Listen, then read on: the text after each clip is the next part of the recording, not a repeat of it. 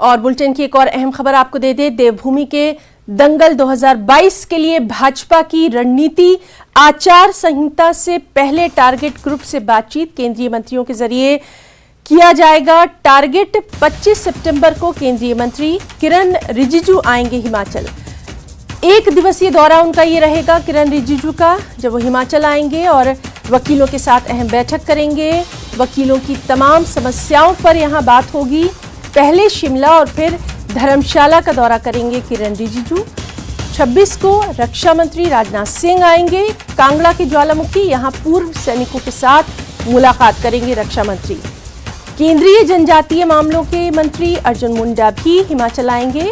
मुंडा जनजातीय क्षेत्रों में जाकर लोगों से मुलाकात करेंगे। इससे पहले भी कई केंद्रीय मंत्री इसी तरह आकर टारगेट ग्रुप्स को टारगेट कर चुके हैं। अब रैलियां नहीं, टारगेट ग्रुप होंगे टारगेट।